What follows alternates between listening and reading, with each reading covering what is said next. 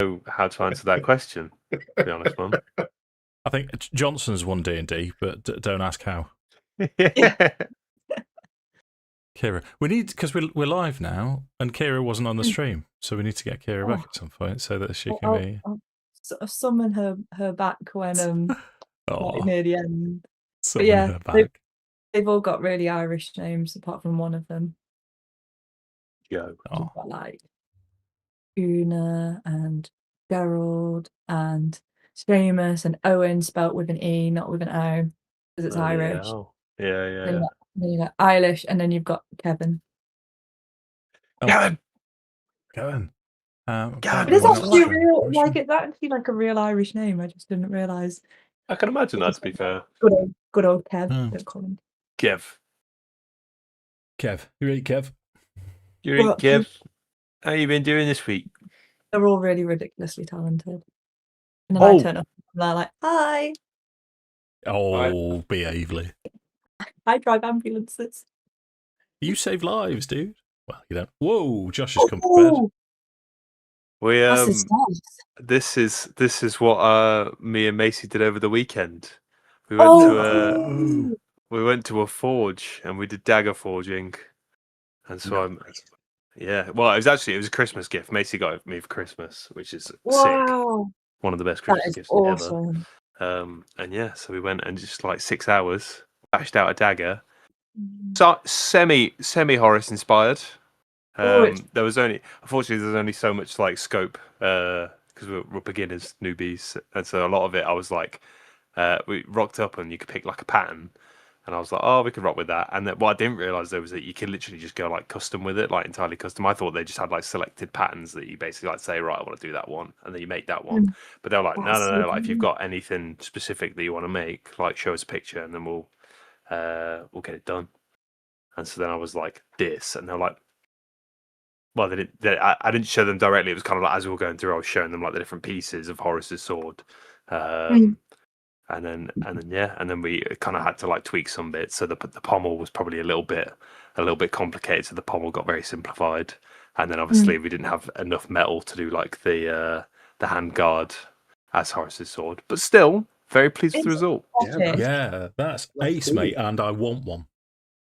Yeah, Hereford, Oldfield Forge. Plugged, sponsor us. Get us down. Actually, what was? Say that again, because I'll put a link in the description below. Oldfield Forge in Hereford. Oldfield Forge. Hereford. Yeah. Highly recommend them if anyone's watching and does fancy it. You can also do sword making. They do like 2. So this was like a 1 hour thing, not a 1 hour, sorry, a 1 day thing, about 6 hours. But they do like 2 or 3 like day programs where you can just go and like make your own sword, which is sick. And obviously you got more time, so you can do like more complicated stuff with that. Rings, axes, high carbon knives. I want to make a sword. All sorts. Honestly, if everyone saved up some money, we could probably book out the place. Like, just go down for a couple of days, get an Airbnb. Dude. So that's an adventure coming on. I feel an adventure coming out. So book it out. Do that during the day. D&D at night. Exactly. Exactly. Oh, behave. Come on, rally. My agents of chaos. Just hope we all return with our digits and eyeballs. Yeah. I got told off a little bit because they were not allowed to put edges on them, and I didn't realize this. And I wasn't trying to like sharpen it, but Horace's blades are like beveled at the edges, so I was trying to put the extra like bevel on it, and he was like, "You put an edge on that," and I was like, I see that it looks like that, but that was not my intention. It was like, I'm gonna have to take that edge off. He was like, what you do in your own time at your own house, do it, fine, your business. But for legal reasons, we can't let you leave with an actual like weapon. And I was like, yeah, that's fair. Seems entirely reasonable. And he'd only just met you as well, Josh. Well, exactly. Yeah. You never know what it could be like. Could you imagine like the long game that somebody must be playing? And they're like, right, I'm going to go down to the old forge in Hereford, and I'm going to make my own knife, which I'm going to use to dispatch my enemy. Yeah. You wouldn't be able to argue in court that wasn't premeditated. Yeah, you'd be like, where's the murder weapon? Like, wouldn't you like Where to is know? it? Right, team. Shall we go for it? Yes. Throw some dice in anger. Wow. Okay, so Dice in Anger, Curse of Strahd, episode 25. Quarter of a century. Off we go. So, entitled Ezmerelda. We've had we had a little bit of discussion after last session. So what we're going to do is we're going to split slightly. Pippa's gone, and forgive me, I meant to take notes who went. It was Pippa and Horace went upstairs. Yeah.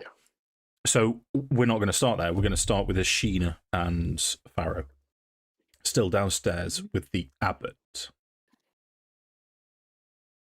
I believe the abbot is just still busying around. He's now trying to teach Vasilka how to pour wine delicately, and all she's doing is just crushing these goblets one after another. What would you like to do? Ashina will also attempt in her own way to help and be delicate with her, and she's basically going to ask in a roundabout way how he created Strahd's new bride, and Ashina's going to ask, could the possibility of a soul be put back into her? Okay. So as you're asking how she was made, let's have a persuasion roll, please, Sammi. Now I will allow this with advantage because it's I mean it's casual. He's on side so far. Horace he was a little bit annoyed with, but we sorted that out, and Horace has left the room. 14. Okay, right. That's enough for me to say to you that he'll say, oh, she's a construct, my dear. If you take a look here, and he'll show you the stitch work. And not only this, you can tell that he's incredibly proud of his work. And he will go into, if you were to let him, some great detail about how he stitched it and the type of stitch he used and the fact that it's internal. These internal stitches here, the suturing is quite delicate, and this was placed here, and he will go on at length if you allow him. Are you allowing him? I will allow him. Okay. I want him to big up his ego. Sure. So as to souls, he will say, well, that is unfortunately, as much as I hate to say it, although I am. There's not much beyond my kin, but that is beyond my grasp. I would not be capable of implanting a soul into a body. Would that be the sort of same say with your other work? Do you think?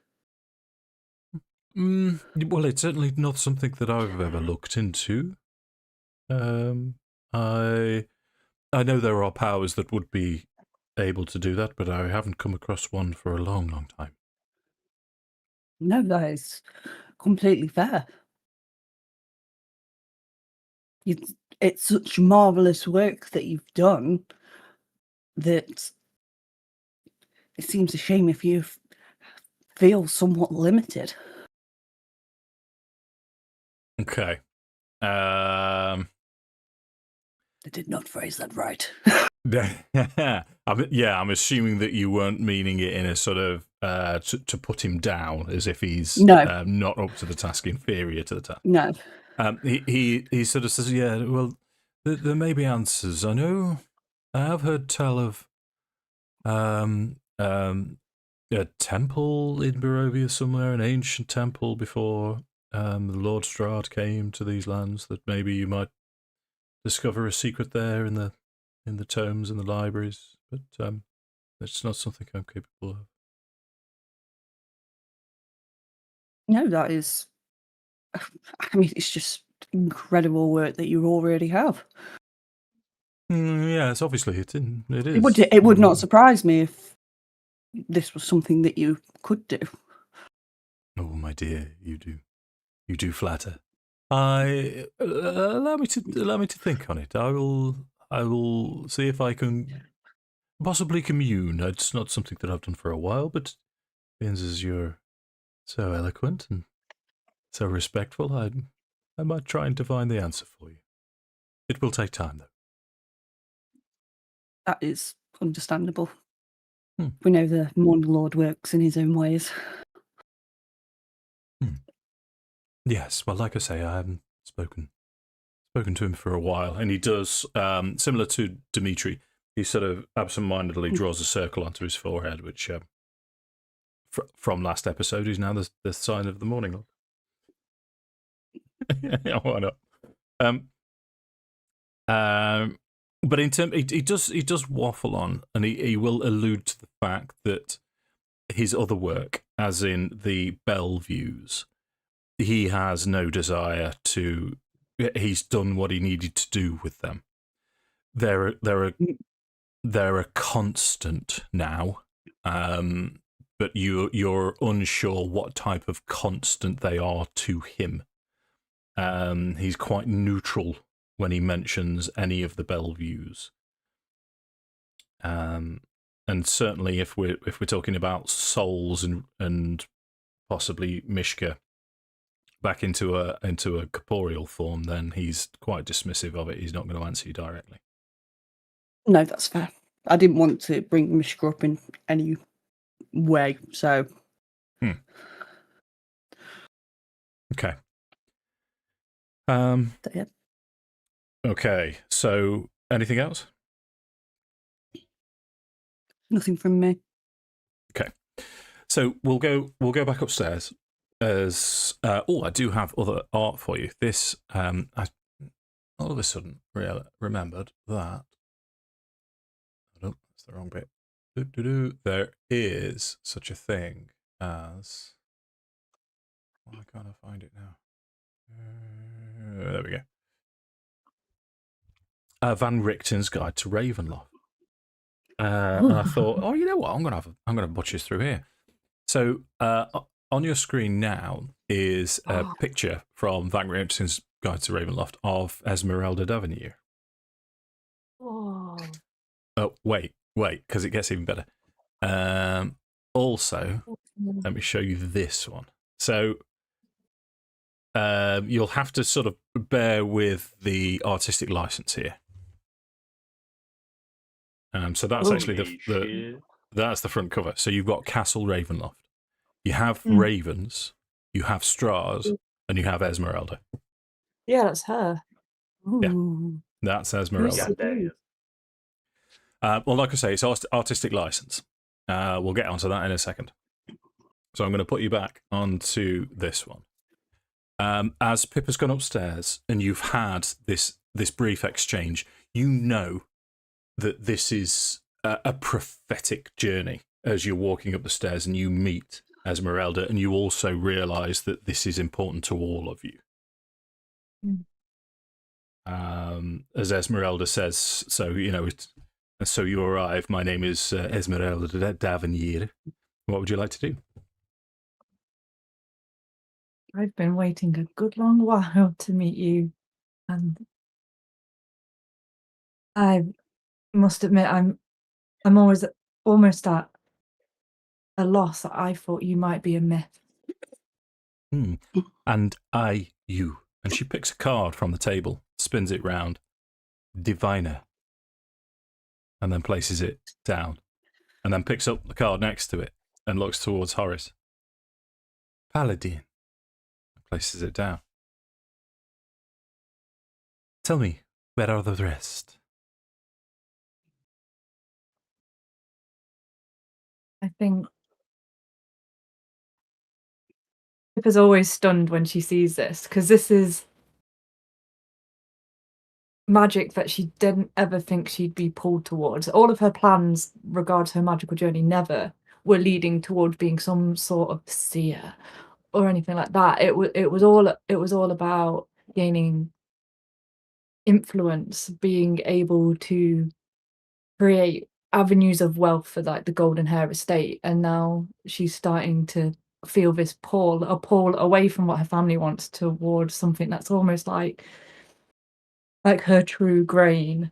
So seeing it in action and feeling incredibly drawn to it, she wants to see if this Ezmerelda is as good as she appears to be, because cards can be pulled by coincidence. Okay. So the other two are coming, and she just draws like her thumb across her lip and whispers, pointing another finger down to the ground, and casts a cantrip I've had for ages. This message is there like. So this message will go, knowing that that Ashina's been doing a lot of talking to this abbot, presuming that she would still be talking to the abbot, not wanting to draw her attention away. She sends the message to Farrow. And to Farrow, she whispers, one of Madame Eva's cards is upstairs. I think it's best if we all meet her together.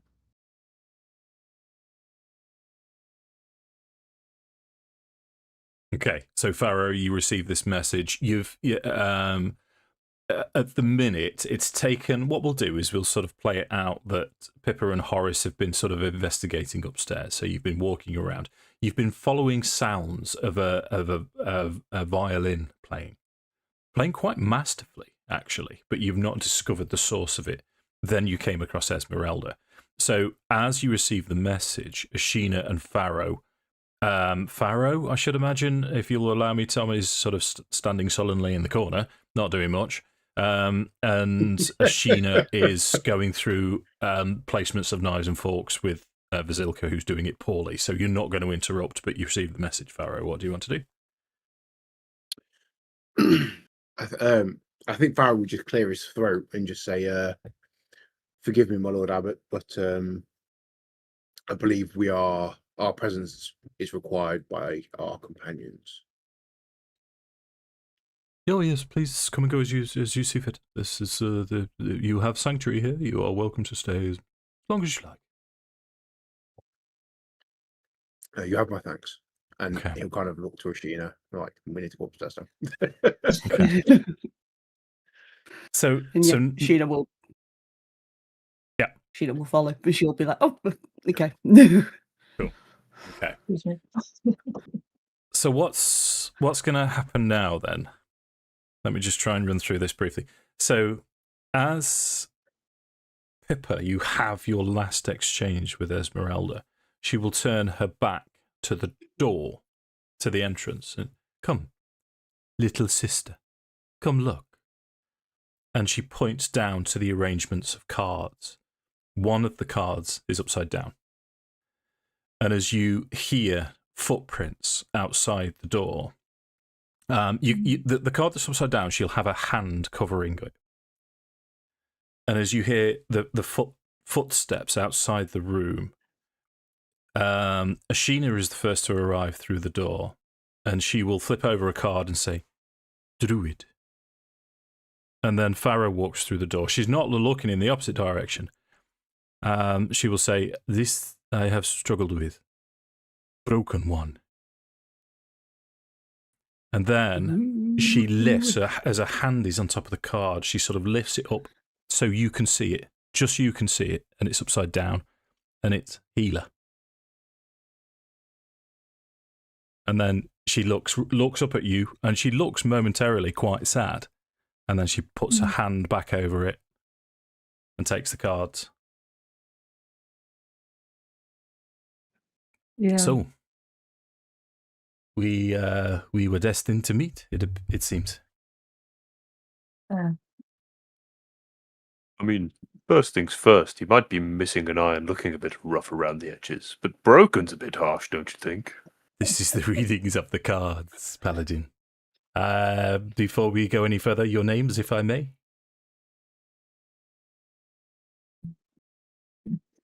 I'm Pippa. Horace. Ashina. You can call me Farrow. I will. I will. Broken One is not a nice title.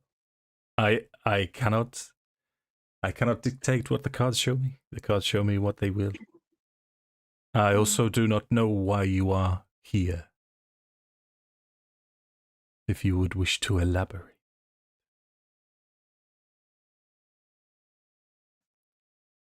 You know Madam Eva? Have you had dealings with her?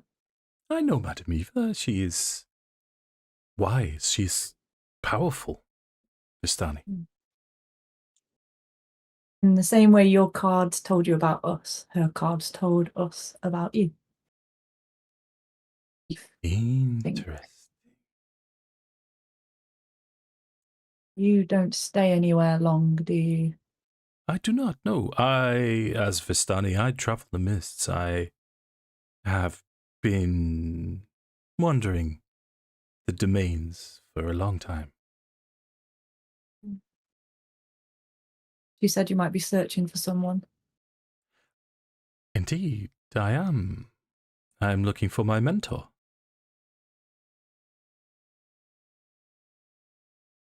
You are the one the cards spoke of. And it seems you also are the ones my cards spoke. So you're all being honest with her. So what I'm going to do is I'm going to give her an insight check.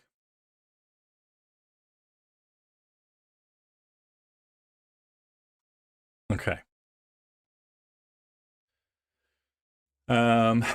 So she can see. She's rolled a 17. Now, you've not told her any lies. You've not tried to talk her out of it in any way. That was basically just to see how on board she is with all of you so far. So 17 is pretty good. What she'll say is, we need to develop some kind of trust between us. I propose. Would you be willing to tell me your story as to why you are in Barovia, and then I will tell you mine? I feel like that's a fair exchange. Myself, it's very linked with your people. I'm from a tiny nothing place. Well, nothing now, since the gold mine run dry. No one comes to the inn anymore, but I'm from a place where there's lots of people younger than me that need help. And so I set out into the world with the aim of making something of myself, something I could bring back home. You know, people use maps to find their place. If I had the best maps in the world, well, maybe they would come and find me. I could bring money and wealth back to my home. And so on the journey, I met some of your Vistani friends. And we had some wine, and I woke up the wrong side of the mists. Here I am. Oh. Who's next?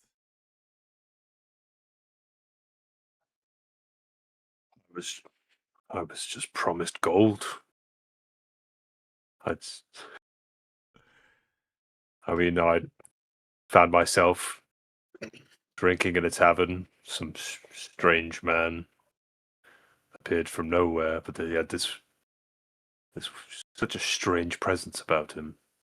This is almost as if time froze when he entered the place, and it was just him and I speaking together.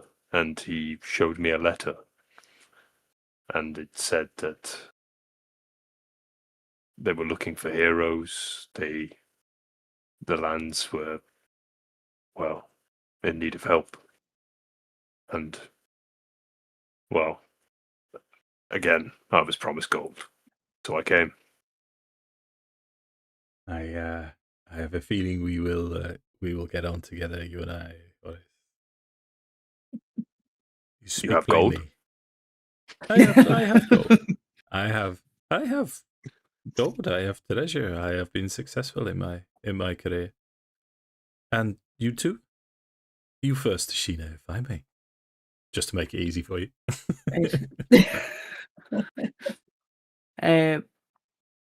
I found myself in what turned out to later be my future husband's arms, blooded and wounded. Me and my sister had been running from an evil that had attacked our village. And the next thing I remember was being in Emil's arms and him telling me that I was safe.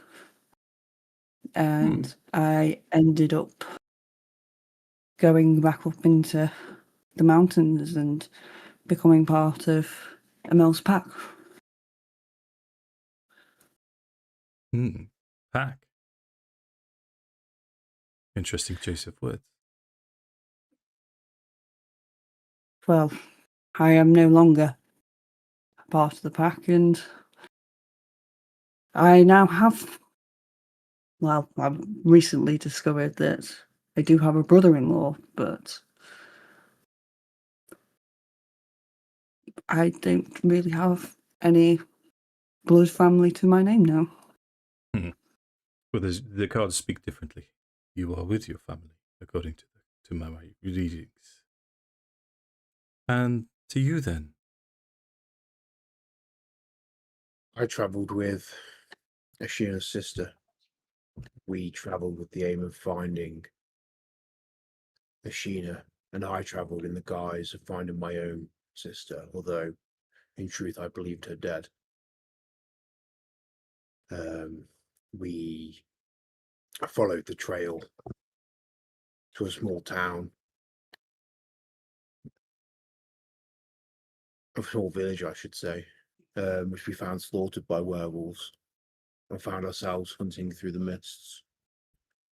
Found ourselves on the other side in Barovia, where we lost Tala, found my sister, and Tala's sister found us. Ah, okay. This explains some of my readings. So, I have had dealings with werewolves myself. And she points to this, her right leg with the wooden prosthesis on it. I do not recommend it unless you are prepared. I have also had dealings with many undead. And I have skill and training in fighting and hunting monsters. The reason I am in Barovia, traveling through the mists, is in search of my mentor, Dr. Rudolf van Richten. Perhaps you know the name? We do. Out the book. Ah, interesting. Well, I believe Van Richten is here in Barovia. I was informed through mutual friends of ours who also travel the mist that he is not as young as he used to be, and he's decided, almost as his swan song, to rid existence of who is considered the greatest of vampires, the greatest of threats, Strahd von Zarovich. I thought I would come and assist him.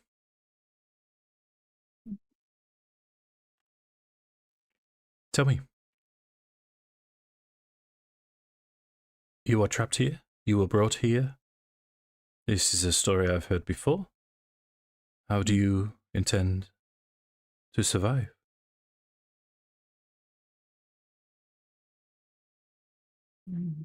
By whatever means necessary.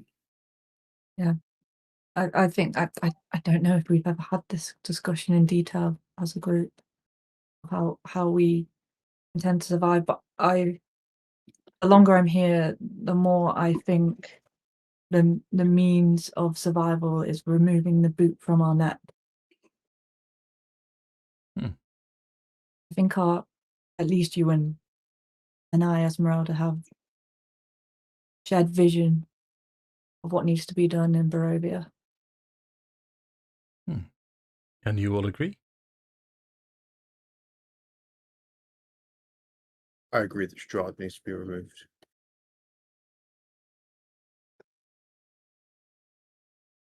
Well, maybe we could join forces. I had, on my travels, I'd heard rumor that Strahd had visited the abbot. I made my way in here, and I'm sure you have become aware that the abbot is quite insane. But he did allude to the fact that he expects Strahd to visit his bride at some point. My plan was to wait here and to ambush Strahd, or attempt to, at least. But you're... Alone? Yeah, yes. I do not have small skills. Van Richten has taught me well. Well, from our dealings with Strahd of a few occasions, it's not something I would recommend, even with the 5 of us.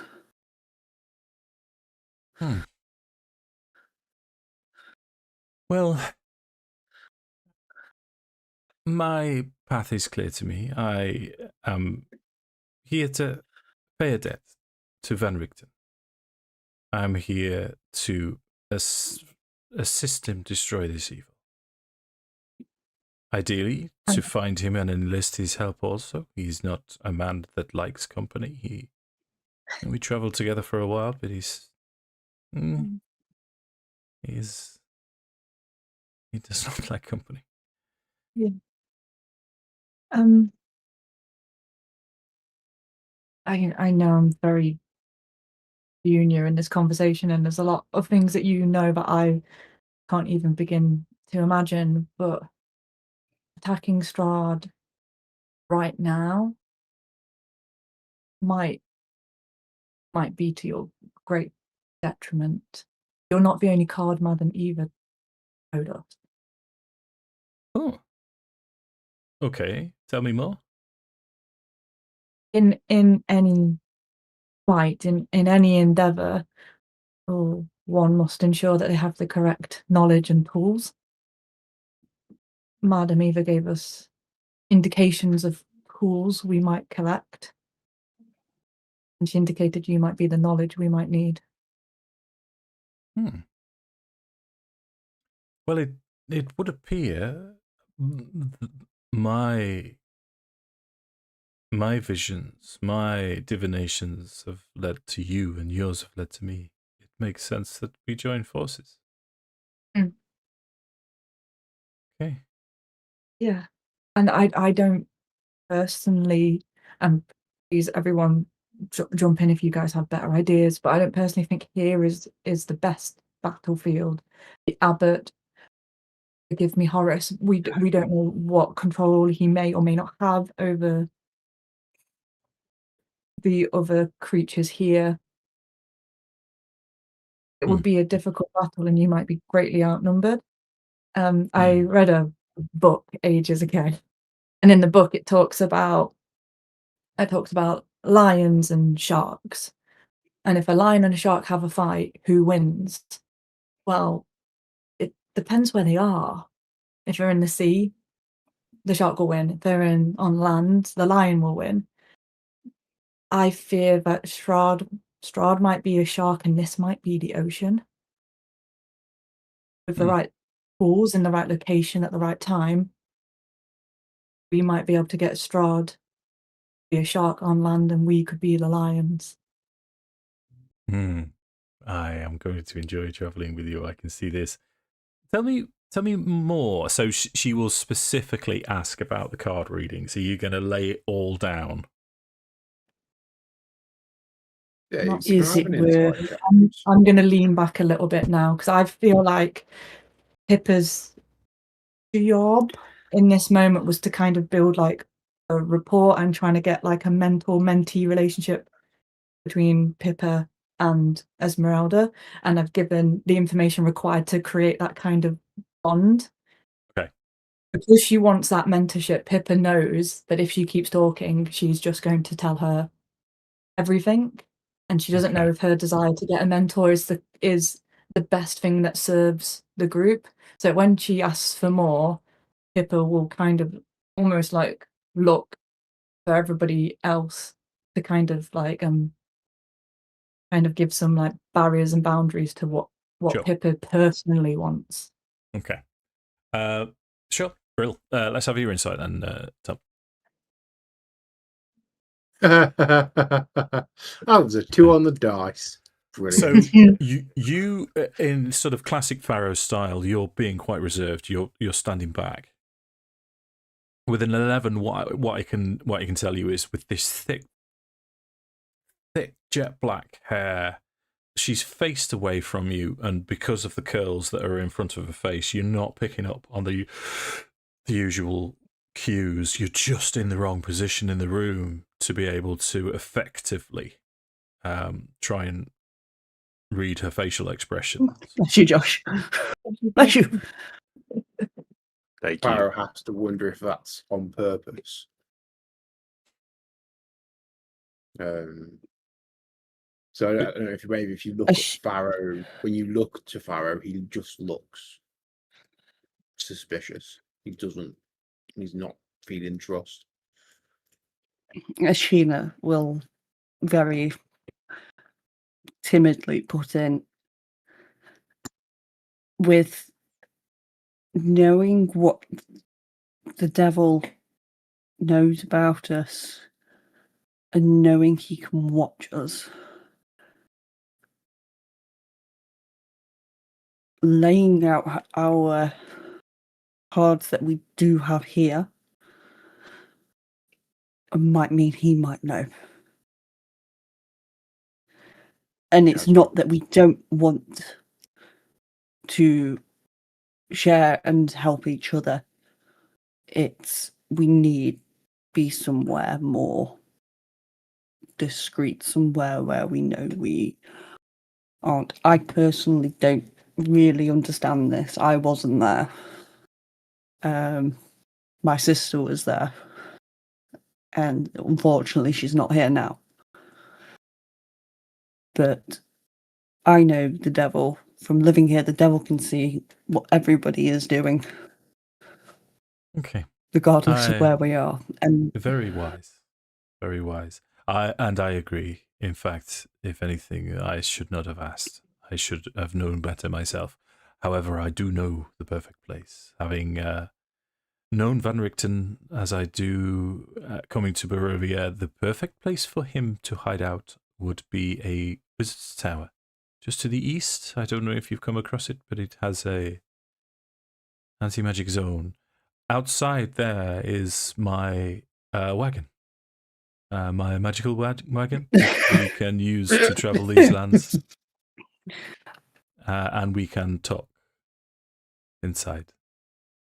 So I may as well. So yes, we do know of this tower. We have actually been there ourselves, and we've also found somebody else has been there prior to us, and I assume maybe prior or, well, after yourself. And we may have also come across the wagon, and the wagon might be here. Okay.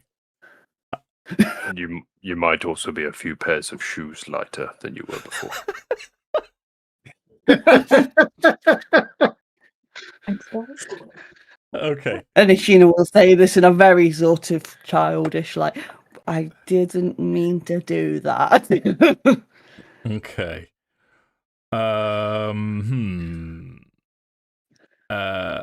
Right, bear with me. Oops. Okay. So you're okay. No, I'm quite happy. I was thinking, shall I apply a roll to this? But you've with a decent amount of showing your contriteness towards the situation, if that's a word. Ezmerelda will sort of chuckle and she'll say, "Well, so my wagon is still intact. You found my traps. Yeah. Yeah, Yeah, all right. Well, pot of alf is far off his belt. And Pippa is literally just like, yeah.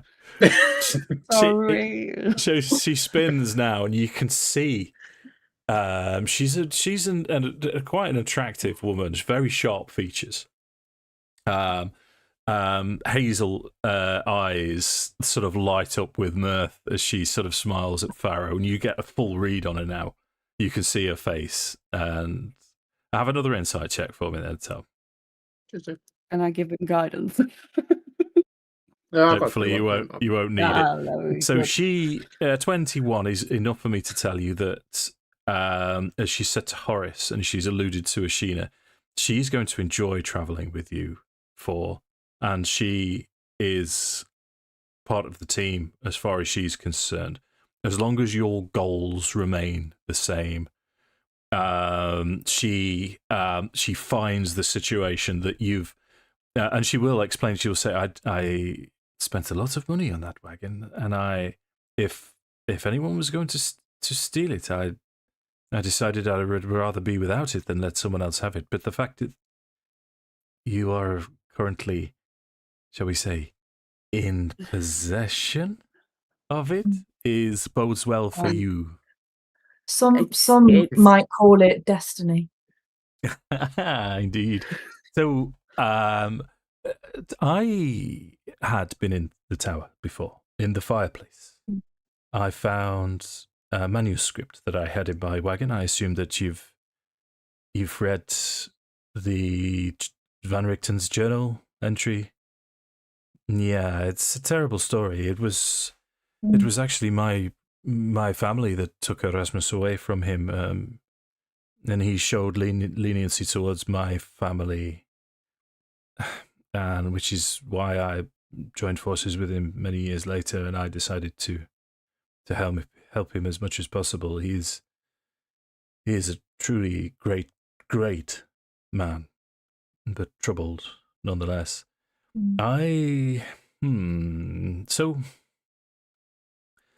So the question remains.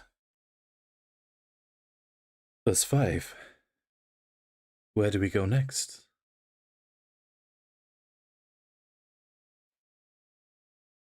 Well, we can certainly go back to tower. As I said, we think somebody else was there between yourself and us, so I may have left something on the table, and that might indicate whether they've been back. Okay, and what was this?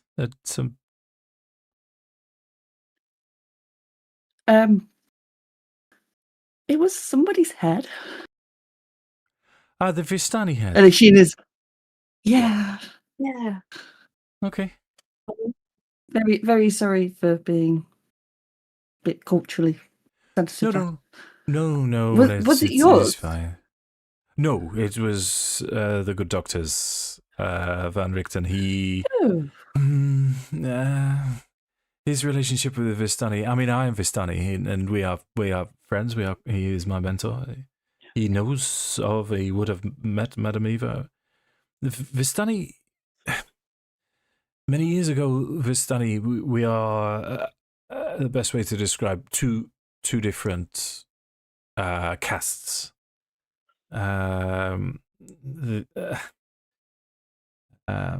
Most people just see traveler and decide we are all evil. We are bad. We steal. But we are not. We're not. The Vistani head you found, that was Van Richten, and I'm sure the Vistani that he removed the head from, he deserved it. But Van Richten, he is also he does fight monsters and Monster Hunter. He also has abilities of how do you say, priest, cleric, and he would be able to speak to this head to get certain secrets from it. It's just a tool. I didn't do anything to it. It is more the person that we think was in there. I didn't really like, and he also may not think kindly of Vistani, so I just kind of wanted to give him a little jump. That would be Van Richten. That would be Van Richten. Unless you think of someone else? Yes, we think of somebody else. Well, who would this be? I am now curiouser by the moment, but I do think we need to go and talk somewhere more privately. Okay, yes. It No, was I'm asking too many questions. Yeah, it was always our intention, Ezmerelda, to return to the tower. We have things that we would like to discuss. Okay. We've been advised to that the bride needs a dress. Yes, so we need to go back to Vallaki. Yeah. We also have another course of business in Vallaki. We have more calls for Vallaki. Yeah, so returning to the Wizard Tower, we were going to use that as a almost like a staging post to plan in with some privacy, using the guise of collecting the dress to leave. Okay. And if it's your cart, if it's your wagon, then you have a good reason to leave with us. Indeed. So, same question remains then. What do we need to do first? Or what would you like to do? Go to the tower so we can talk. Yeah. Sure. They say that we will go and get this dress, or at least leave the impression that that's our intention. Extract ourselves as peacefully as possible. Looks at Horace. And then get to the tower. Okay. This is a sound plan. So, with the dress and the abbot has commissioned you to. And she'll ask this story. I assume you're just going to tell her what Demetrius said. Yeah. Okay. She'll say, "Okay."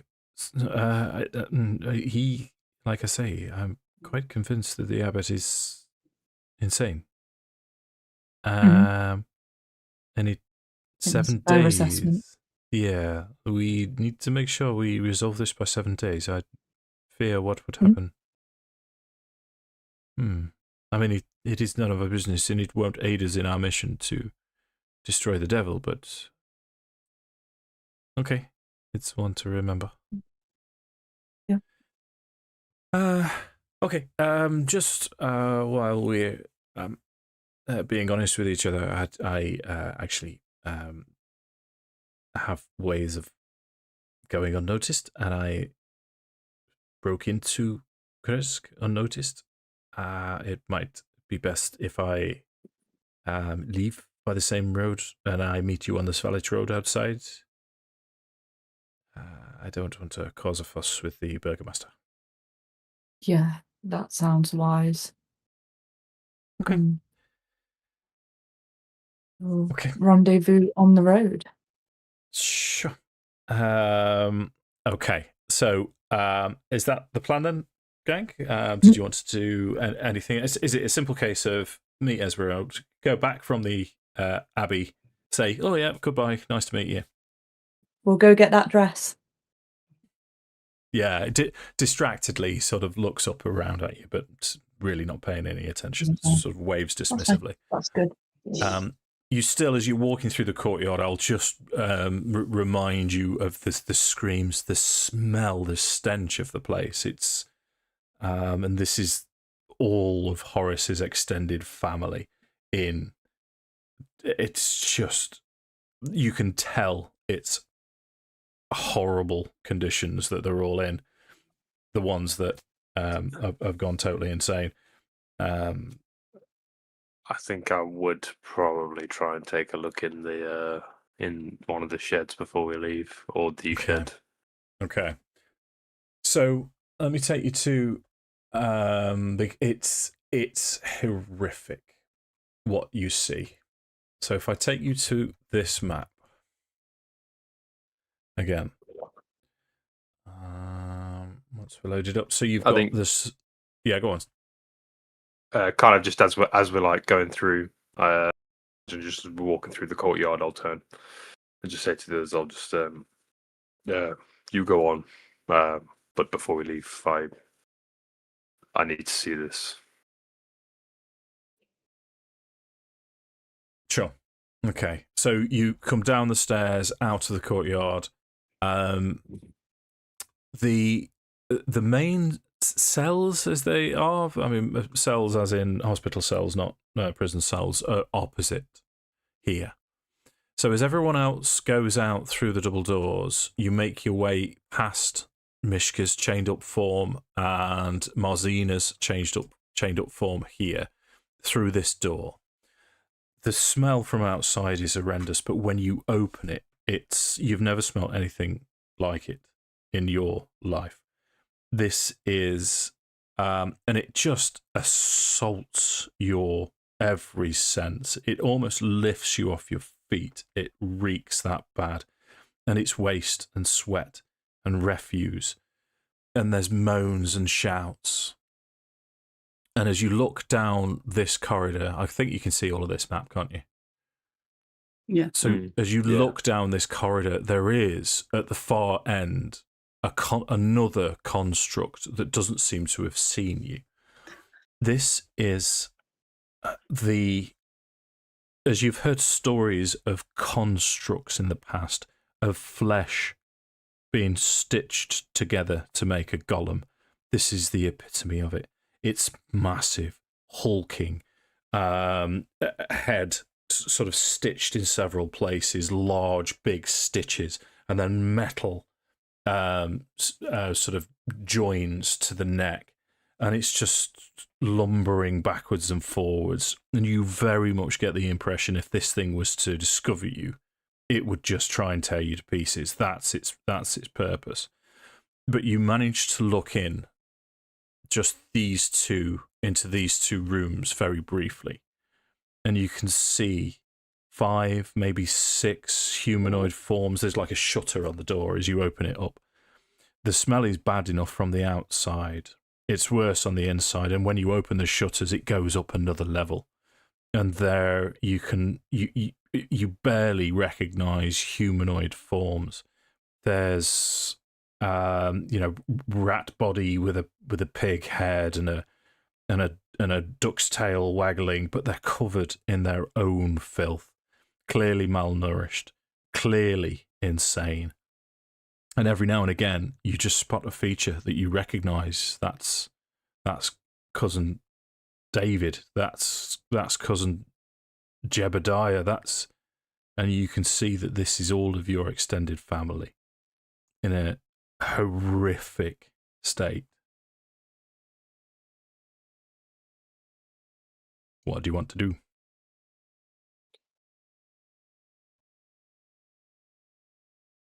I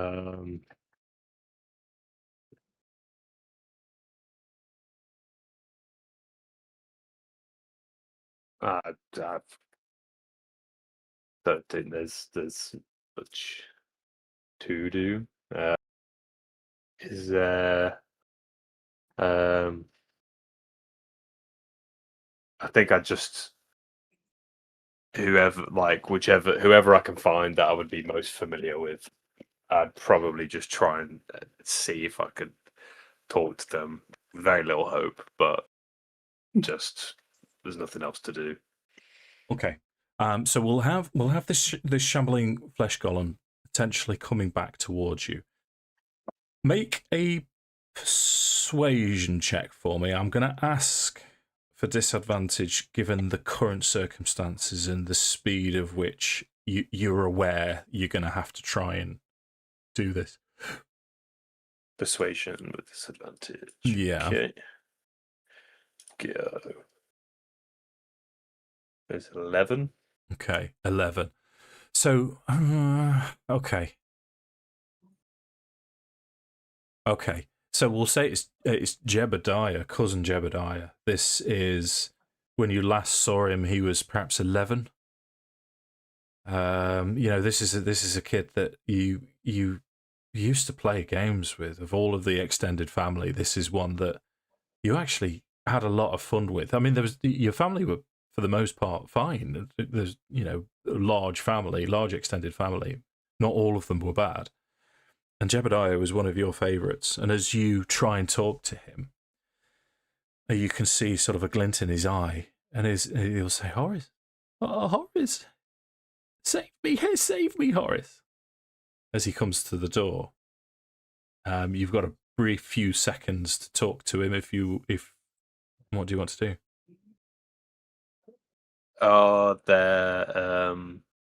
So sorry, the hulking, like the big hulking flesh golem, is he like pacing up and down essentially, like he's kind of patrolling? He's like out. Okay. Okay, I think I'll just turn and just say I'm sorry I've been gone so long. You shouldn't be. None of you should be here. We have been brought low, but I swear to you, I will set you all free, and I will not see you trapped in these mists any longer than you must be. Okay. So he just starts weeping as he goes down to his knees, and all you can hear is sort of as he starts crying, you can hear him say, "There's no saving us. There's no saving us. Just kill us all." But and then he looks directly at you, a moment of clarity, as he'll say, "Make Cyrus suffer." And then he just breaks down again as the golem. You can hear now he's turning towards you. You're going to have to go unless you wanted to stay. I mean, that's entirely up to you. I don't have time, but mark my words. I'm going to kill him. He will not know. I don't know. I'm going to kill him. And I will get you all out of here, one way or another. And that abbot, he will pay. And there's almost like, as he's like swearing that he's swearing it, he's saying, I swear it. And as he like swears it, it's almost like he's making this pact as he's like kind of, again, these like green flames are kind of almost like starting to like burn in his eyes. And then he's just going to turn and then kind of like run away. Okay. I do like the word pact, Josh. Make an insight check for me, just a flat insight check. Okay. That's a 19. 19 is enough for me to tell you that this moment of lucidity has passed. And as you look over the rest of your cousins and extended family, the fact that you got through to Jebediah was a rarity. They're just insane. There's virtually nothing left in them. And the lucid moment that Jebediah had, he had two requests. One was to make Cyrus suffer. The other one, kill us all. As you make your way out to join the others. It's moments like this that I realise what a horrible human being I actually am.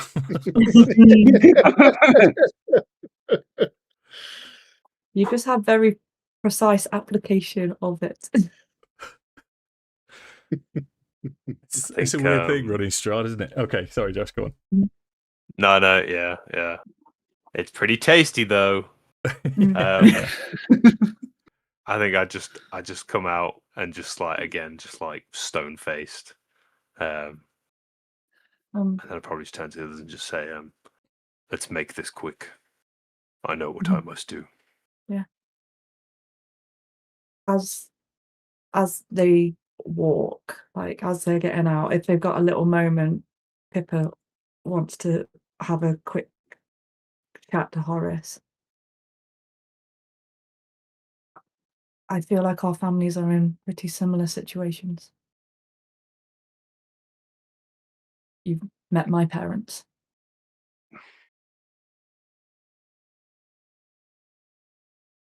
It's hard to say.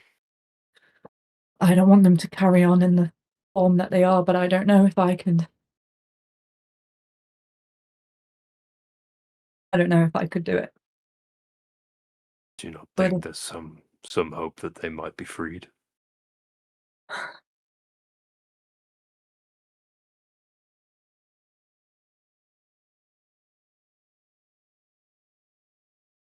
don't know if I believe in that. I think our best hope of freeing them is lying in repose in an abbey in Valaki. I don't know if we know a holy person that could save my parents.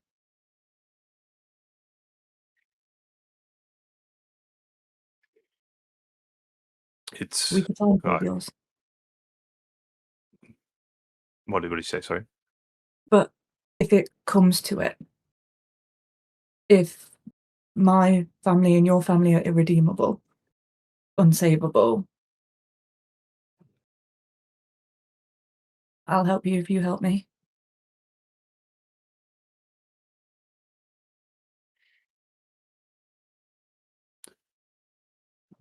Yeah, I somehow will do what needs to be done. I think Horace would kind of almost like crouch and offer a hand out to Pippa. Yeah, she like clasps it with both of hers, and another pact is made.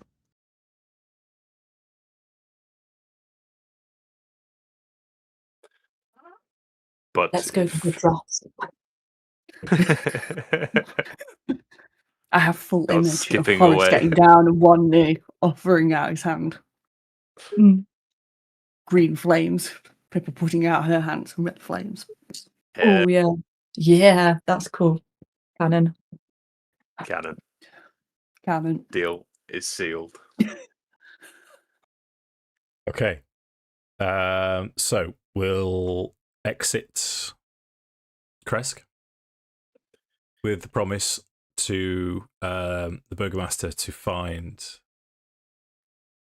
a bridal ground, and you meet Ezmerelda on the road in her wagon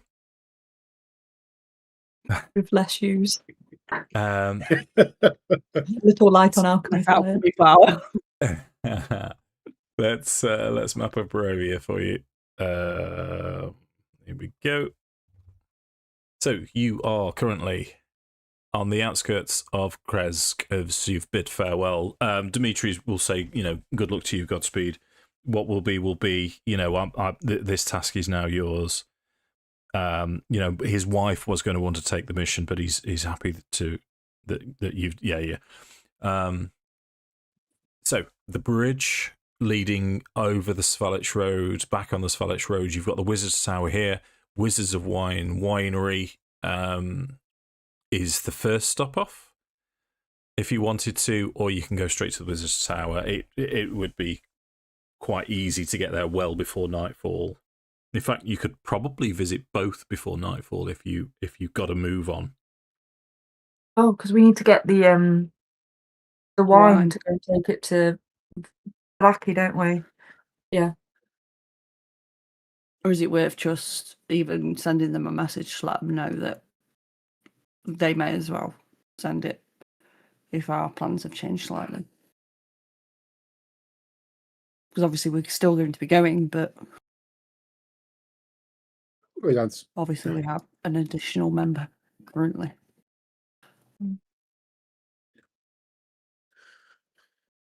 It'd be getting a message to them, wouldn't it? That's the issue. It's, and do we not need the wine to make the deal with I forgot, I've not got my notes to with the innkeeper who may or may not have stolen the other green acorn jam. I don't think it was part. So us bringing him the wine wasn't part of the deal. It was just making sure that the wine flowed. Yeah, I think it certainly wouldn't hurt our case, I suppose. Yeah. And we would have a plausible excuse when we get to Vallaki as to why we have a new person with us. Yeah. Because she could be the wine distributor, like a new employed courier. That's why she's with us. Right. Yeah. Okay. Run me through that again, because I'm doing that horrible thing where I'm dealing with technology when I should be listening to you. So what's the plan, team? I think if we very briefly swing by the Wizard Winery, grab the wine, as in like, hello, that's ours, thanks. Right, we're taking it as previously agreed, and then we'll go to the Wizard's Tower. Sure. Fine. So let's so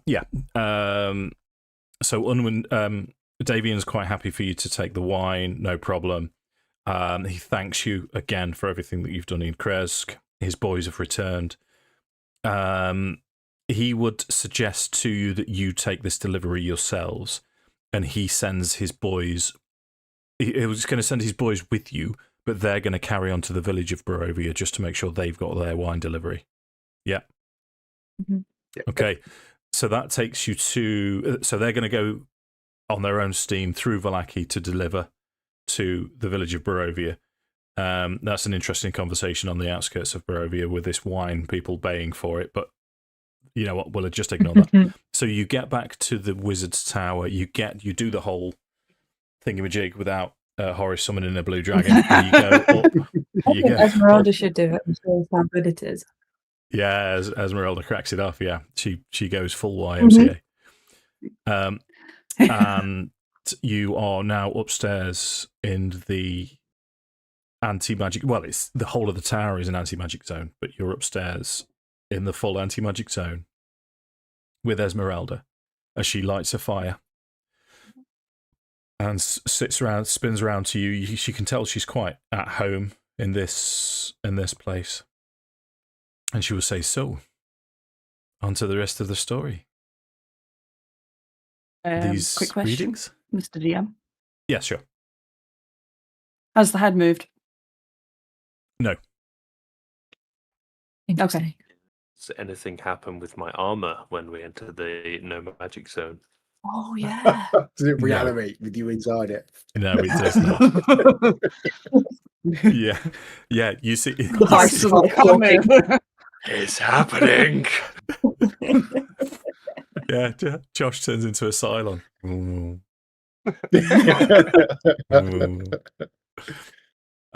No, everything's fine. Everything's as you left it. And Ezmerelda's quite keen. You can tell she's quite keen to know what your readings were.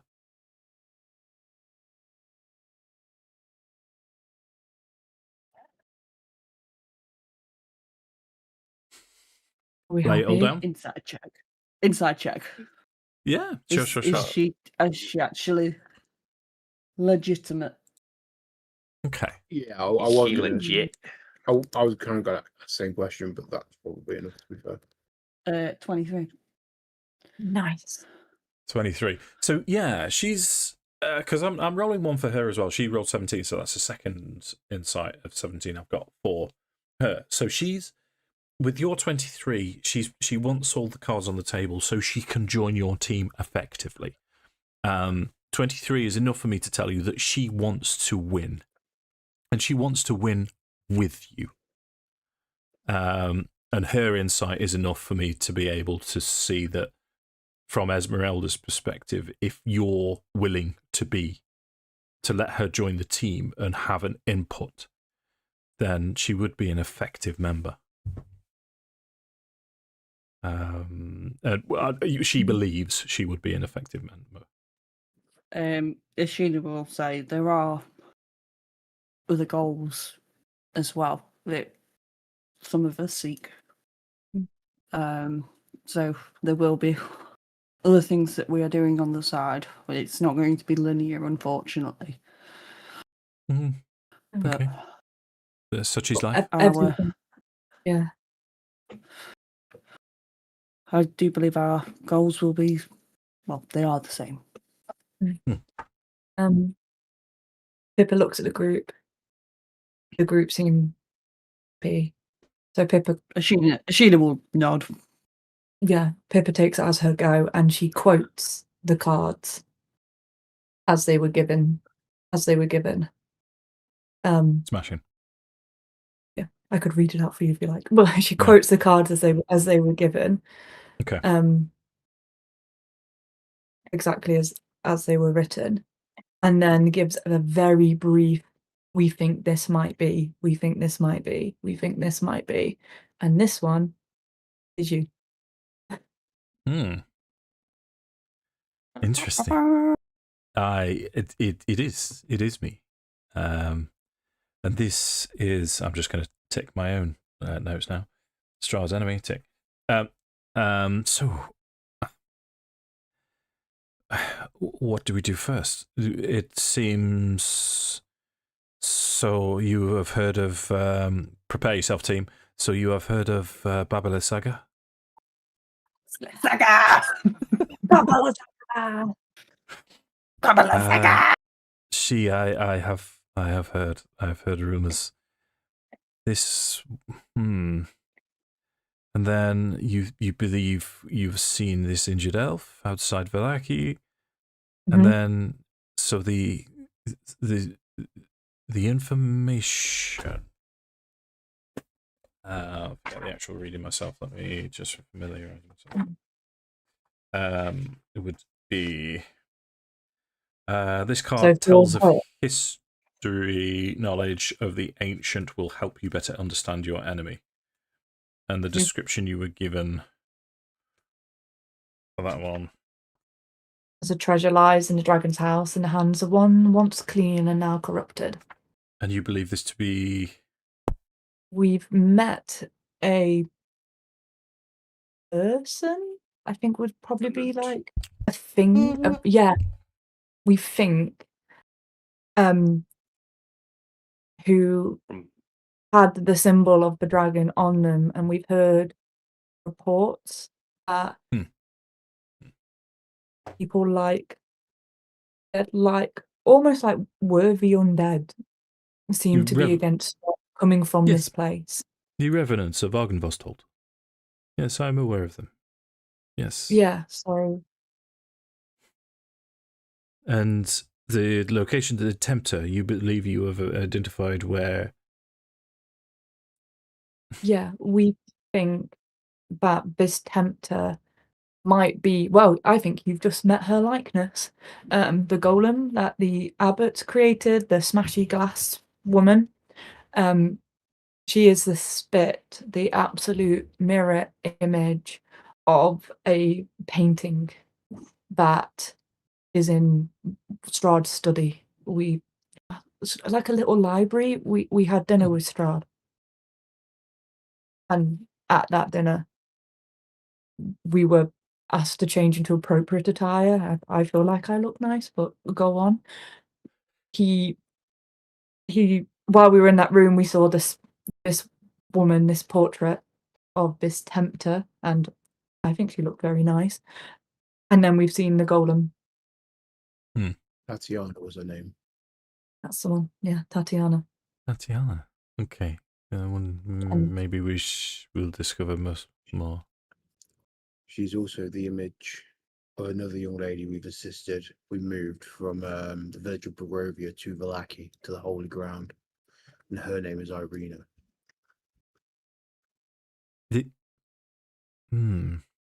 So the painting is the tempter, the golem is the construct bride, and you also are aware of a woman who you have rescued by the name of Irene. Who we believe is in some sort of potential danger in Vallaki. Yes, we have a Had she beating. not taken the devil's eye? She had indeed. Is that why you not moved her? Yeah, so we sent her to the holy ground in the idea that Strahd wouldn't be able to get to her. We've left her in the keeping of Father Lucian. Father Lucian, and with someone who's known her from childhood, a friend, Vasily. Vasily, which we've been under the impression that he would be basically keeping her company on the holy ground. Again, we've received reports that he's been removing her from the holy ground and is the vehicle by which the abbot has created such an exact likeness from his reports. Interesting. Barry's going to pull out a little knife, like flick it around his fingers and start trimming his fingernails. We have business with this Vasily. And it sounds like he has also done many misdeeds that have led to a lot of loss and such. This is Barovia. How? So this question comes from purely from achieving a goal. This woman, Irina, she means something to you? And she looks over all of you, trying to judge whether this is true or not. How would you wish to answer? For Ashina, she means nothing because she wasn't part of that. Okay.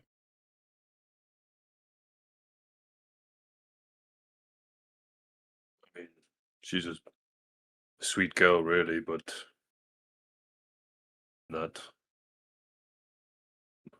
she's no concern of mine.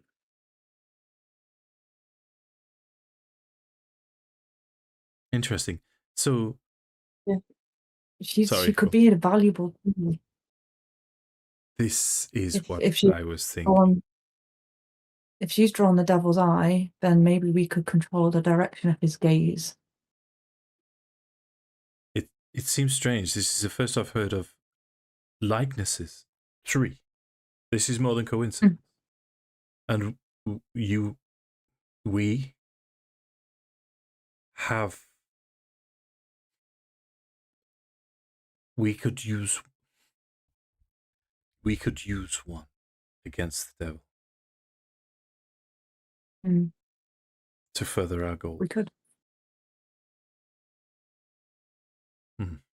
We're in a do the ends justify the means conversation. Okay. That's possibly a conversation for another day, depending on the circumstances, but it's not something that we need to look at now. However, this is Barovia. These are the domains of dread. These are the mists. I have travelled these mists many times. I have met and fought many of its denizens. I've even met many of its dark lords.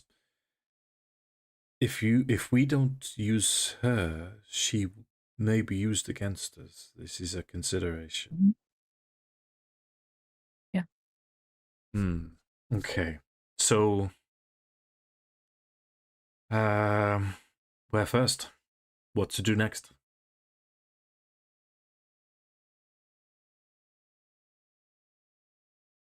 And do the lackey, the wounded elf. There's a few matters we need to attend to in Vallaki. Matters that, if they're not dealt with, effectively we might be facing Strahd before us and the problems in Vallaki behind us. Ashina will also ask Ezmerelda, what have you found out from the abbot about his constructs, Strahd, his experiments? Well, as discussed, he's clearly insane. He did tell me that he hasn't had many conversations with the devil himself. When the abbot first came to these lands, he mentioned that the devil appeared in a different guise, and they spoke often. And when Strahd revealed himself to the abbot, it became clear to the abbot that he was in. There is no escaping. There is no beating this evil except to cure the curse. And the abbot decided then that the curse was to give Strahd his bride. And all he needed to do was create an eternal bride for an eternal Dark Lord. Clearly insane. This will never work. He's clearly been here a long time himself. Do you have any idea what he is? He's clearly not just a human.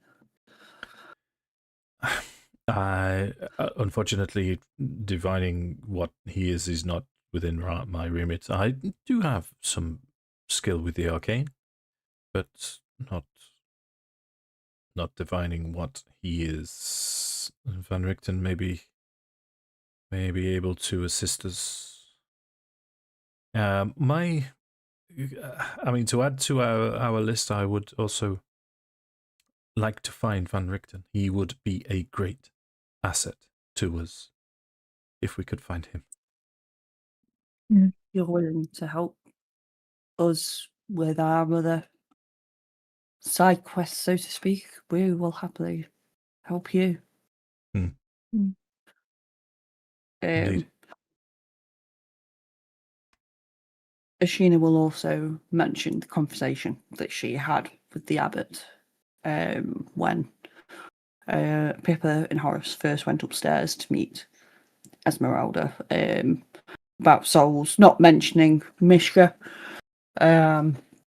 but he does not have the capacity to be able to bring back a soul to put it into a body. However, there may be something of greater knowledge within the mountains to the south. So, Mount Gakis?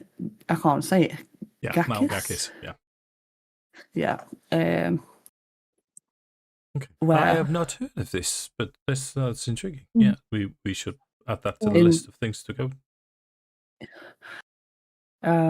We had previously discussed potentially going up there before, however, it is going to be very cold.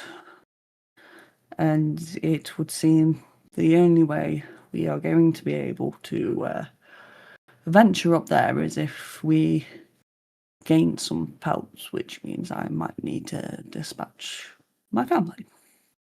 So that's the story for another time.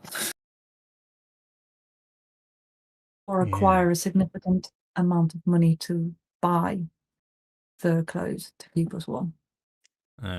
Unfortunately, in Belview, I do not have much access to hard currency.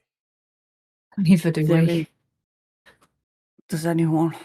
Well, actually, I say, does anyone? There is a treasure room in my old home. There is supposedly a curse from the Night Mother over it, but there is a fortune of jewels, gems, including something that might help us with revival, should we need it. Which, going up against Strahd, yes, we will. It's certainly be a priority. And we're very close to the den. From here. But we've also only got 7 days for this dress. And how long have we been in Barovia? I think I've been in Barovia not Not 3 weeks yet. Maybe we can achieve it. So as Ezmerelda will, as you're discussing this, she'll say, but and she'll look at the map. She'll look at where you are. She will look at the location of the den, and she will say, "This is close. We could be at the foot of this den before nightfall, and use night to do what we need to do there. We have 7 days. 1 day is not so much to remove a threat, gain the resources, and do what we need to do." Give me 2 hours and I can make one of you invisible. I've just got 2 hours left on my copying of invisibility spell. Okay. So to add to this, just as a little bonus, Ezmerelda will, as you're in the back of her wagon, she'll press a button on the side of a drawer that you've not managed to find, and in there is her spell book. Oh, goddamn! What you got hiding in there, girl? Hey! And I love this teacher. She also has inks and scrolls and pens. She will quite happily let you look through her spellbook. Yay. And you can have ink enough to be able to scribe one more spell. Or a spell scroll. In fact, Ezmerelda will do this for you. What I will say to you is 2 hours left. How long she could do a first level spell in 2 hours, second level spell? First, I believe, because I'm partway through doing the second level spell that is invisibility. Because I did 2 hours and then I was going to do 2 hours again to then get me. So 2 hours would get me a first level spell. Yeah. Well, if you recall, there was lots of holy water here, so she is happy to prepare a scroll of protection from evil and good and use one of the vials of holy water, which would disappear, and the scroll would be ready to cast without the material component. So you could have one of those to hand. In her book, she has protection from good and evil, magic missile, shield, first level. Second level, dark vision, knock, mirror image. Third level, clairvoyance, lightning bolt, and magic circle. And 1 4th level spell, greater invisibility.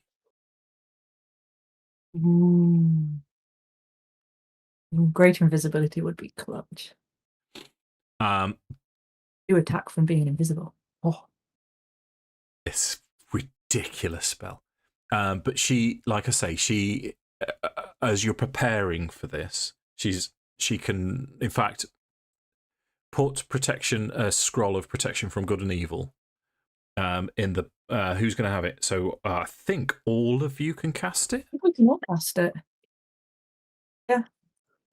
Cleric, Druid, Paladin, Ranger, not Ranger. So I can't cast it. Yeah. Yeah. I believe I have a scroll of another scroll of like that pure curse that I used on Talat. I think I've got another one. Remove curse. You have 2. There's 2. I have 2. Well, I had. Okay. I've got 1. Sure. Pick your favorite ex-family member. But yeah, so as Ezmerelda is counselling, as you're this close, you could possibly. She even suspects that if you Pippa, you spend your 2 hours, you do your thing, you get your spell. Ezmerelda will create this scroll. She thinks if you can make it to the den, bearing in mind you've got a guide, do what you need to do, clear it out, kill everything in there, loot it, you might be back at the Wizard's Tower before night, before, to sort of sleep it off, recover, which would still give you 6 days to do everything that you need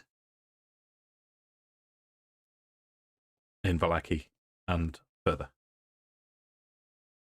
And Ezmerelda at this point will go full Aragorn. What say you? Yep. Right, it's just writing her spell. Like, Farrow would just look to Ashina. So this needs to be done, but are you ready to do this? They all want me dead anyway. So be it. Here's to another orphan. welcome to the pack. And Farrow is going to turn to Ezmerelda. I have a request, if you don't mind. Sure. Do you have any red paint or red ink?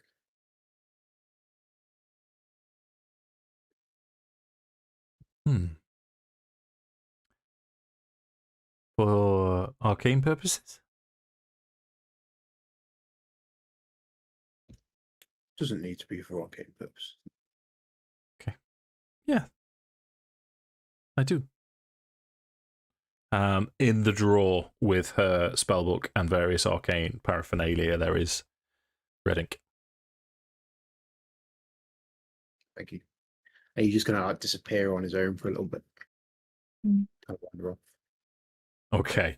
Ezmerelda's going to lean into this and she'll say, to the rest of you, he is intense. Is he always like this?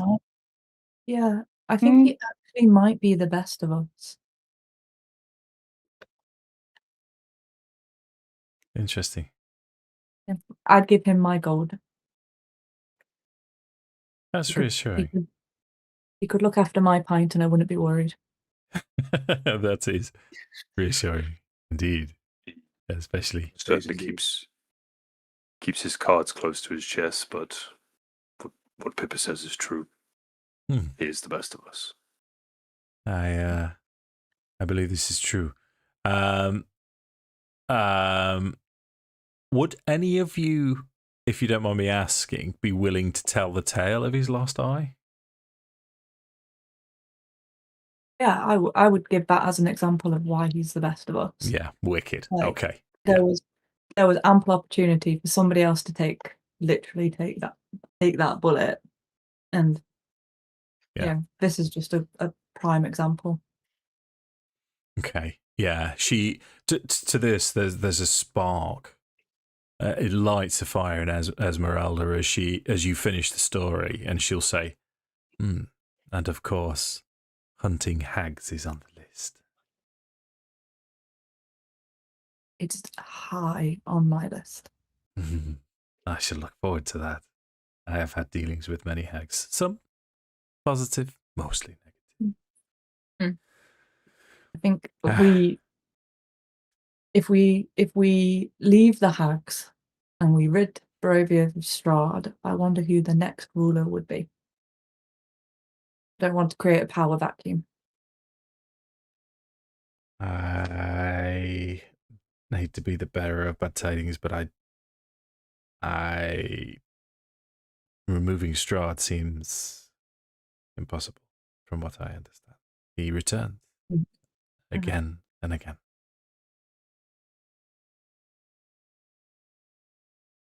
I think that might play into our advantage. Maybe he's bought into the own rumours of his invincibility. Well, we can only hope so. So, I seem incapable of being able to stop asking questions. We need to is there anything else we need to discuss here and now? Can we have Farrow return, by the way? Is that all right as you've been out? Yeah. He disappeared for a little while and then he comes back. Yeah.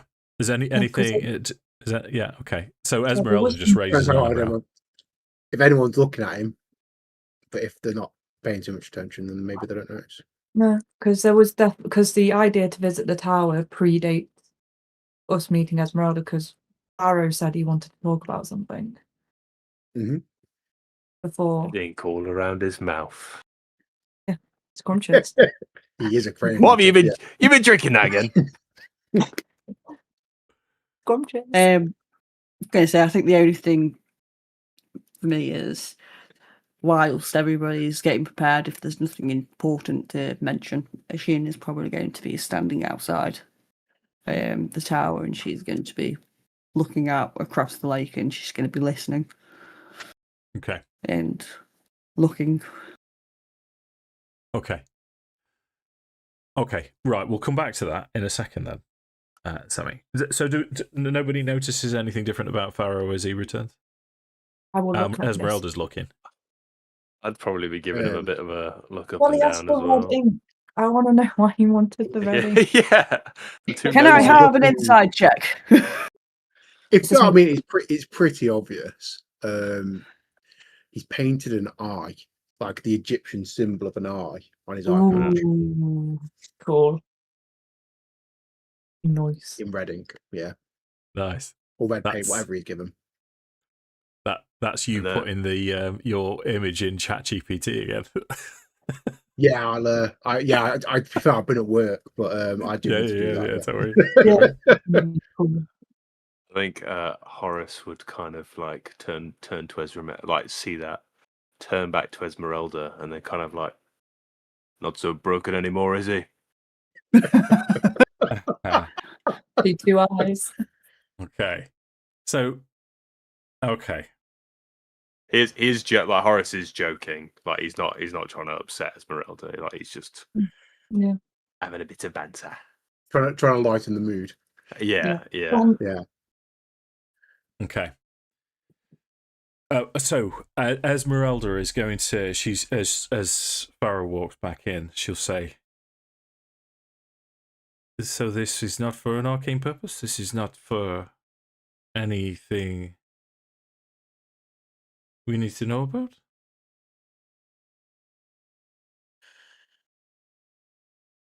Well,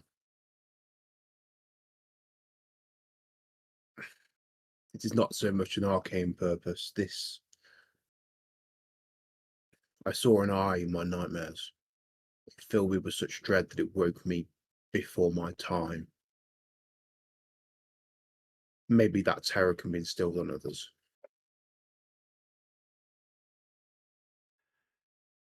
She, this is the second time you've seen this as her eyes light. She smiles, but it's a proper warm smile. She's smiling with her eyes and the whole of her face as you say this, and she'll wink at Farrow. She's just rolled a natural 20 for her Arcana check. She knows exactly what you're doing, and as her face lights up and she winks, and she'll say, "I approve. Not that you care, but I approve."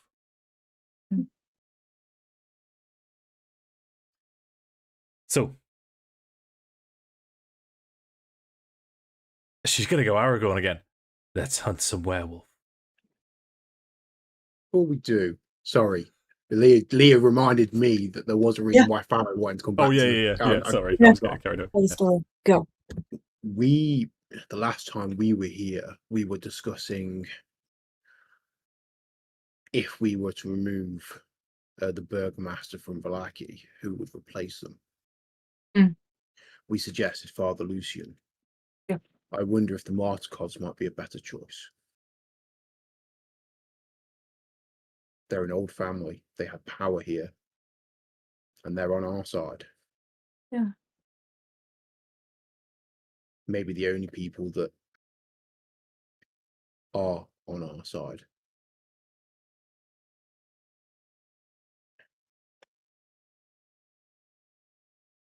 I like that. That's what you would expect from a shuffling of the deck for big families, rather than trying to make it like a religious state under our holy man. We could swap family for family, and as you say, they are friendly to us. Respected, and if we're going to shuffle the cards, why not load the deck? It'll be nice to have a friendly city.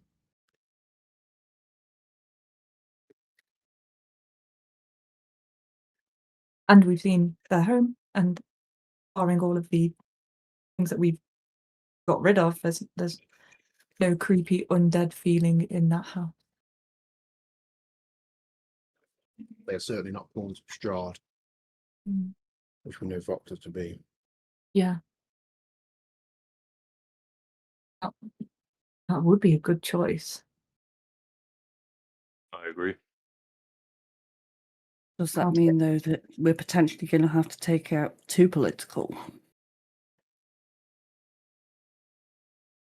Confrontation with the Burgmaster and my sister was potentially inevitable. Would there be a mechanism, a potential way of getting them to take each other out and just influencing the tide as it turned? I think they may already be trying.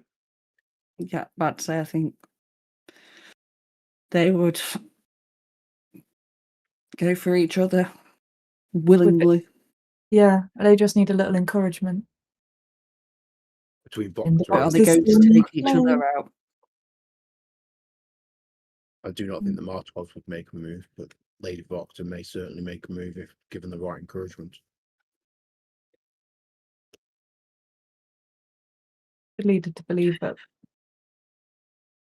She wants us to take care of your sister, though, before she makes any moves. Okay. Lady Vodka. She wanted Willow out of the picture. So this is wild, what I'm just about to suggest. So Willow wants to take out Lady Voctor. But without unsettling like the tides and the populace and having like an open conflict in the street. I don't think that. Well, Lady Voctor doesn't want that, but I don't think Willow's going to care either way. What if we could potentially trick Willow into believing that we could give her a stealth option, take out Voctor. In the meantime, we could tell Lady Voctor that we're going to bring Willow into a trap. Willow walks in. I'm invisible.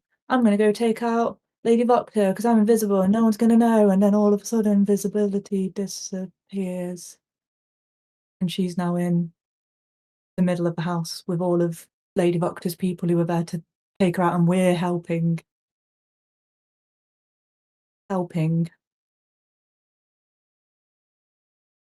We could take them all out in the Voctor. Would she overwhelm them all? I don't know. She'd potentially overwhelm them, but not us as well. I wonder. Mop up what's left. I feel like my sister, if she were going to act against the Voctor family, would have done it already.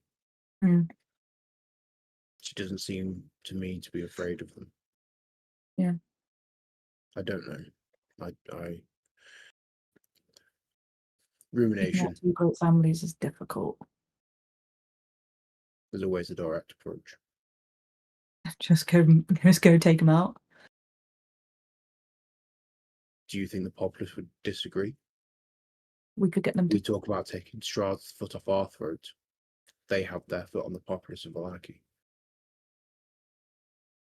And we know the innkeeper who we're just about to give wine to. And innkeepers are great at spreading rumours. Like, stay inside your house and lock the doors and don't go to the fire festival for the love of God and all that's holy. Because the Baron will be out of his castle. Willow will be in the street. Bim bam bosh, fingers crossed. Lady Voctor, wow, you guys are amazing. Thank you so much for all your help. It would be better if we could out her as a minion of Strahd. We believe her to be well thought of in the town. We would need to discredit her too. If we're going to take direct action. And then the undead presence in her house could be the evidence we need of. I see. But the whole of Barovia knows that the devil's influence is everywhere. So even though it might discredit her, they might not try to run her out. We just need a reason to take her out. Precisely what I'm thinking. Just need justification. In Barovia, there is no justification. If you want to get rid of somebody, you simply get rid of them.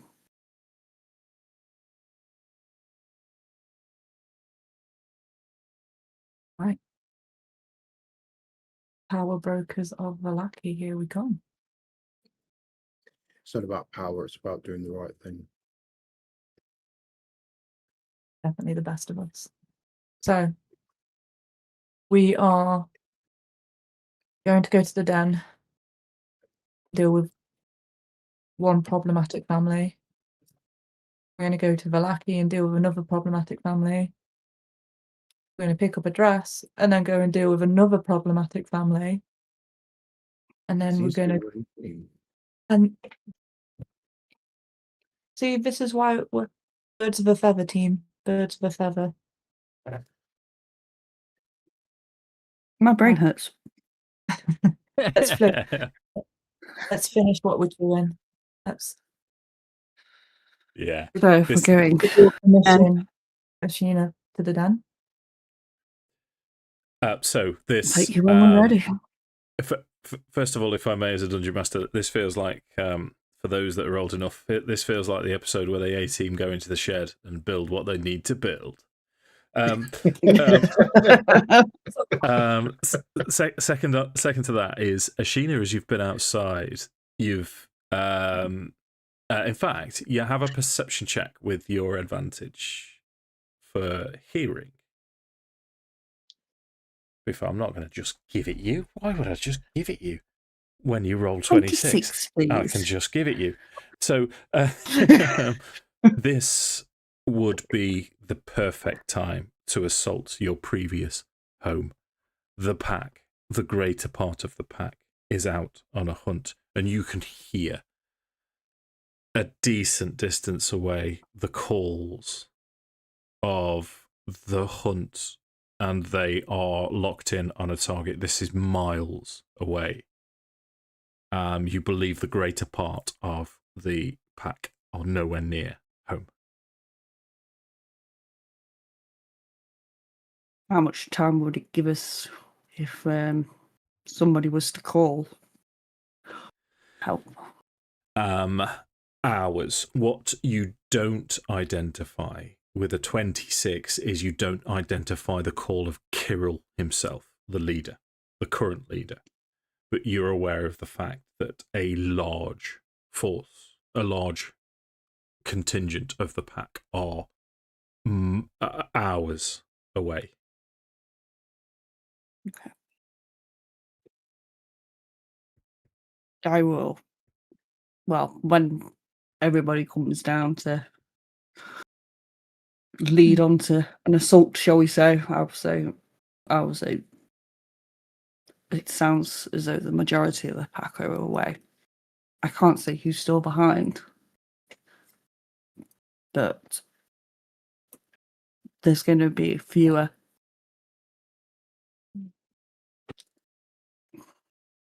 members of my family to deal with, so to speak.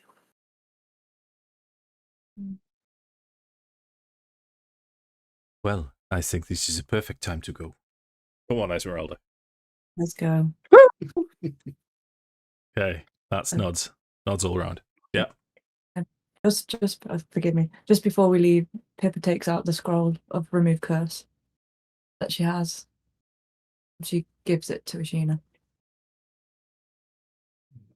I've made decisions for you that I didn't really have the right to make. I don't want, nor do I need to hold that power anymore. Thank you. It's yours. And Ashina will take the scroll and put it away with other things.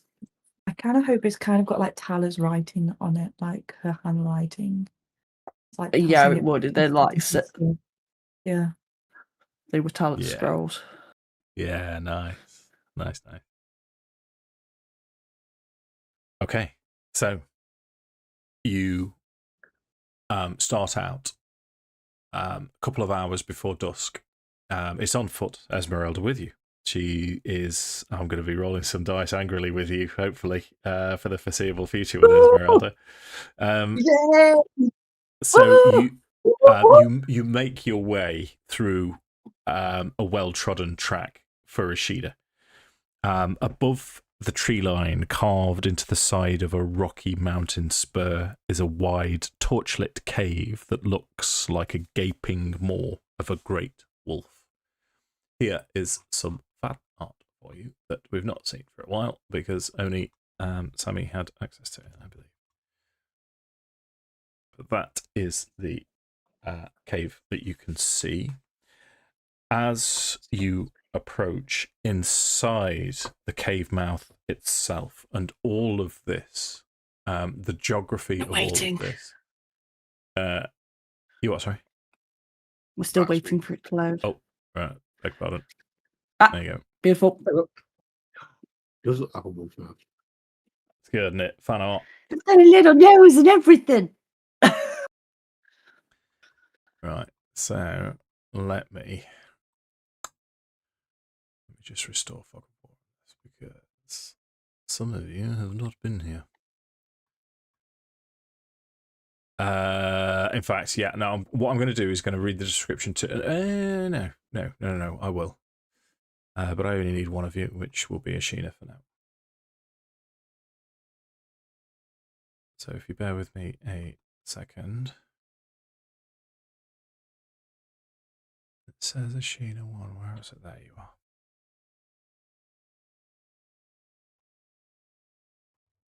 are. So you. Ashina leads you to this cave entrance, and she is able to take you through tracks. You can see as she progresses, she's sniffing and listening, smelling and listening all around. She knows the direction of the wind and how to approach this cave entrance, and therefore you can see into the cave mouth. What I'm going to do is show you the map and read you the description. The open jaws of the wolf's head form a 15-foot high canopy of rock over the cave mouth, held up by natural pillars of rock. The ceiling rises to a height of 20 feet inside the cave. Torches in iron brackets line the walls. From somewhere deep inside, you hear the echoing sounds of a flute. Some of the notes are discordant, painfully so.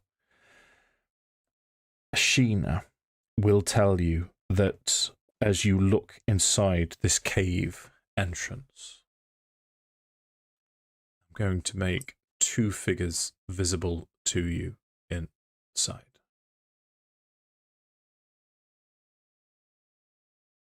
So we'll pop your tokens on in a little while, if necessary. I mean, it's 10:30 now, so let me just read you on this raised platform. Well, you're not all loaded yet, are you? I'll just wait. I'll read it to you, and then I'll tell you again. So there's a raised platform inside the cave entrance itself. Here, the cave splits to the left and right. Standing on a 5-foot high ledge between the divide are 2 feral-looking women wearing shredded clothing and clutching spears. Oh, hello. Have we had a Discord issue? Oh, Yeah, I think this Discord just might work. oh, beautiful. I can see everyone again. What's happened there? How did it like die for all of you? It did. Yeah. Whoa. See my Discord going down for a sec. That was scary. I know. I'm like, what is this magic? So, where did we get to? Did you hear all of that or none of it? No, No. I think you need to start again. So from the moment you said Ashina will tell you, and then you stopped. Yeah. Okay. So let me just make sure map tools is it should be loading. So inside the cave entrance, here the cave splits to the left and right. Standing on a 5-foot high ledge between the divide are 2 feral-looking women wearing shredded clothing and clutching spears. So Ashina would be able to tell you that these are werewolves in human form. This is Asiana and Davanka. They, like everyone else in the pack, were trying to track, hunt, and kill down Ashina when she fled.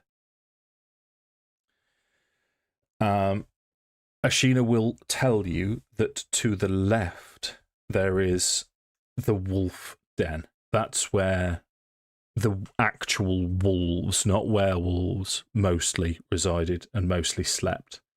And it's highly likely that it will be populated by a good contingent of normal wolves.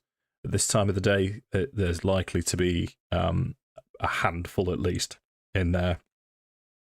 Quite often, that's where Skenis is as well, the old werewolf who is playing the flute badly. To the right is the underground spring, so that's natural water. There's a crack in the ceiling where water drips through. It's good underground spring drinking water, and that's also where they keep the chests and the crates. There's nothing in there of any note. There's a raised platform at the end to the right, but most of where you'll need to go is all to the left. Usually the right is abandoned, so that you won't need to go that direction. So my question to you all, team, it's 10:30 now. I'm quite happy to go on for a little bit. Or did you want to? I'm going to be such a killjoy. I'm so sorry, guys. No. I only start in the morning. Apologise Yeah, most profusely. No, it's fine. It's a good place to stop as well. I'm so and also, sorry. it means I can give the next session a title. Ooh. And we can coordinate. Yeah. So I'll tell you what I'll we're do, gonna just do. so I remember. I'm going to pop all of your tokens on, including Ezmerelda. Now, what I would like you to remind me is that when we go into combat, because Ezmerelda's pretty much going to be there all the time now. I mean, I don't know, she might wander off, who knows. Remind me to stick around to initiative. Yes. Hello.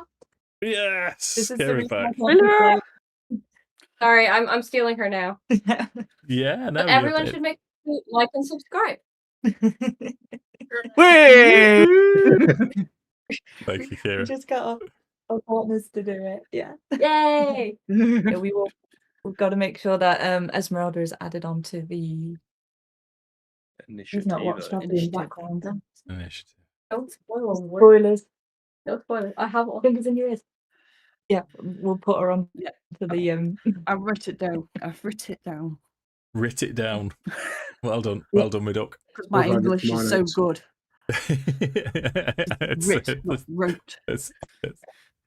It's fine. Right, I'm gonna turn this off then. So yeah. Until the next time. Bye.